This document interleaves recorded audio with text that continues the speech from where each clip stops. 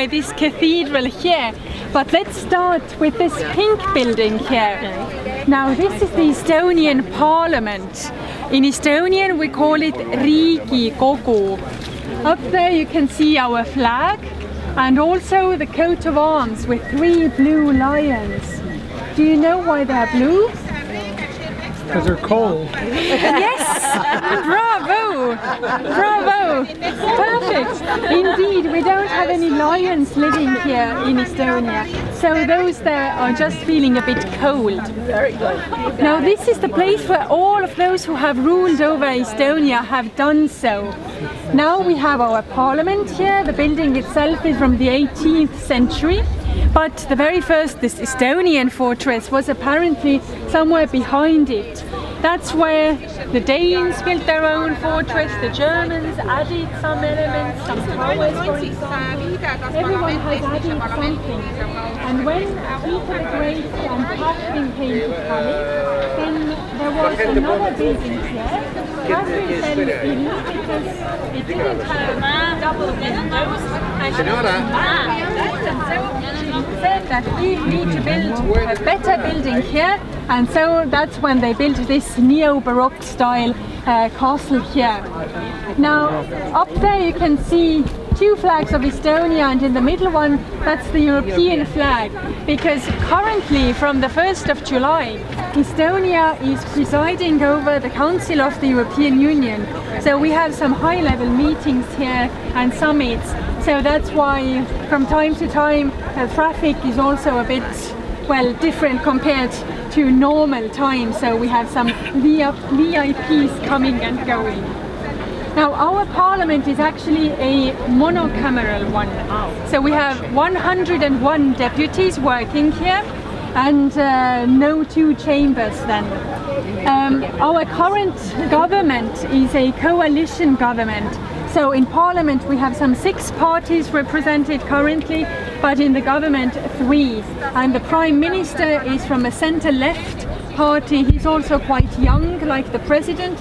He's 38 years old, so one of the youngest prime ministers in Europe, and he works in that direction. Also on the same here. But then when you look at this very nice church here, that's the Alexander Nevsky Cathedral from 1900. Now the construction work started on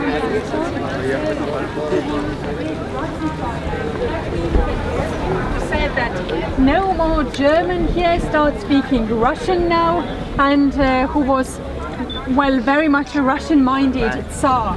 And he wanted his symbol of power to be built here, and it was dedicated then to Alexander Nevsky, who was the Prince of Novgorod from the 13th century, who didn't stop to the Crusaders on their way to the east.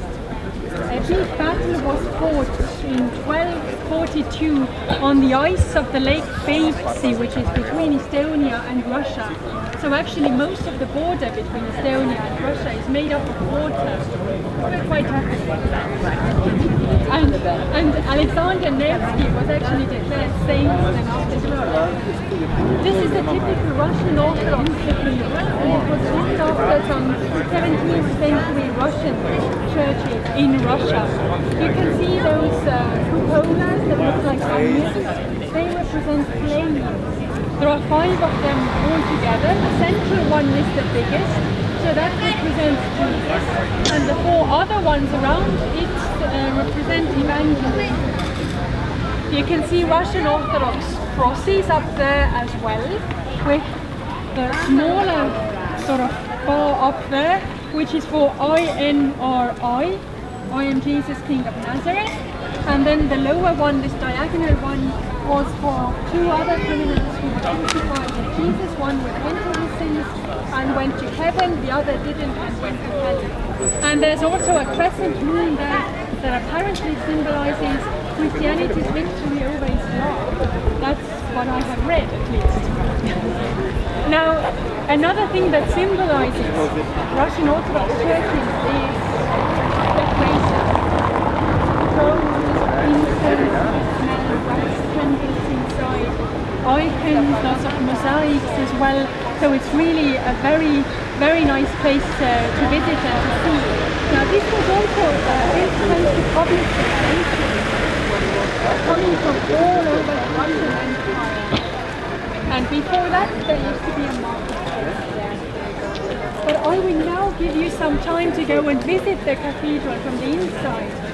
Unfortunately, you can't take any pictures there, so that's forbidden, but take memories. Now it's